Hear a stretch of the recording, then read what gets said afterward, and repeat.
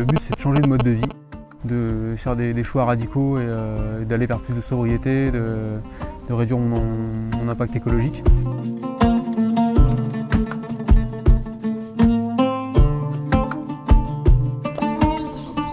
Lui, c'est Clément Auzé. Il y a un peu plus de 3 ans, il est venu s'installer ici, dans le Béarn, à la ferme Légère, une ferme éco-construite. Son but ? Vivre en harmonie avec la nature, réduire son empreinte carbone et devenir le plus autonome possible. Allez.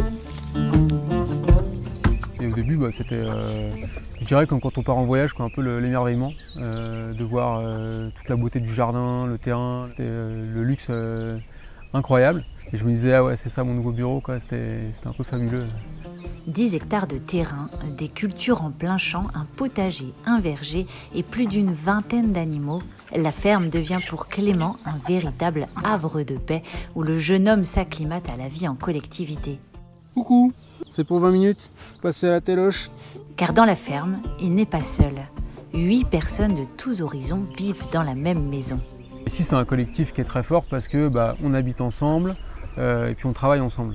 On travaille quand même beaucoup à la ferme, aussi bien au jardin, qu'on a travaillé au bâtiment, qu'on produit un tas de choses nous-mêmes. Le fait de tous habiter dans la même maison, de prendre les repas ensemble, ça permet d'économiser l'énergie. On peut avoir une certaine ambition écologique.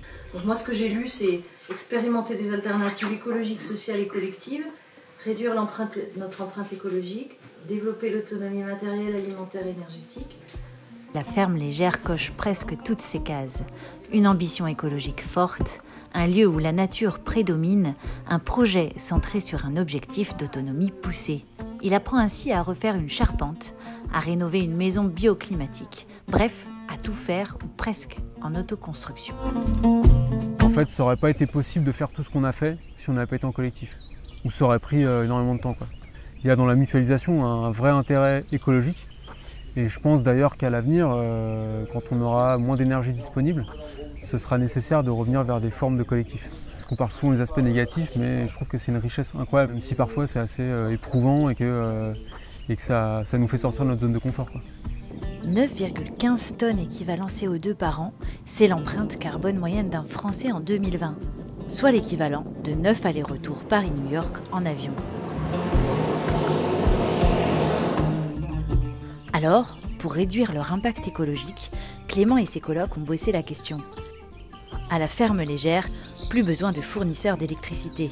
La production d'énergie se fait grâce à des panneaux photovoltaïques, des panneaux solaires thermiques et 3 modes de cuisson différents utilisés en fonction de la météo.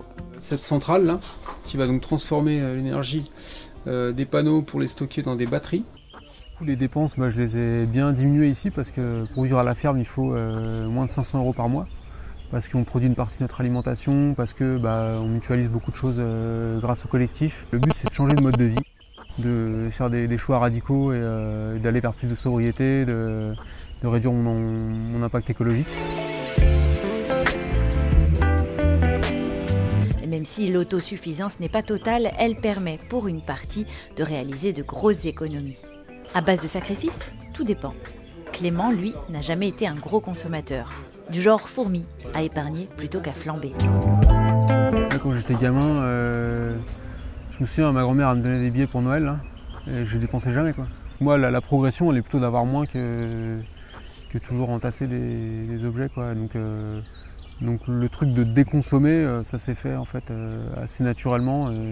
J'ai pas du tout eu de difficulté à accepter la baisse peut-être de mon confort ou d'une certaine définition du confort. Je trouve ça au contraire très luxueux en fait d'avoir tout cet espace et toute cette nature, c'était fou, quoi.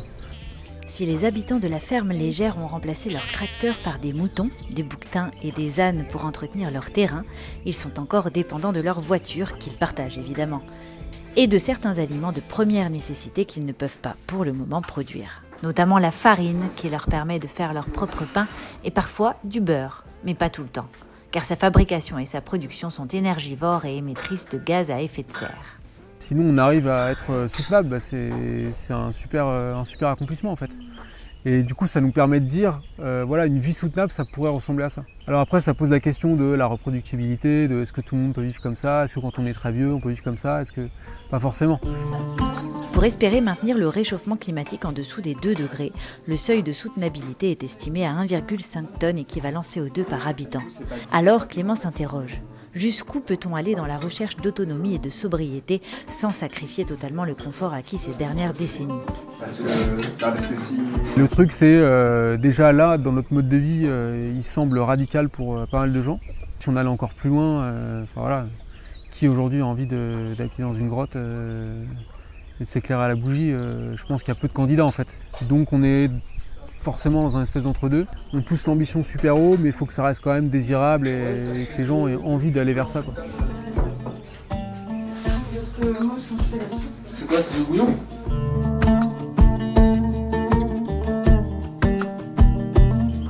Enfin, l'idée c'est pas de dire on est des exemples et suivez-nous. Il y a plein de gens qui sont, je pense, un peu démunis par rapport à ce qui se passe. Et nous on a essayé, en fait, on s'est lancé dans cette voie-là, donc c'est plutôt le partager.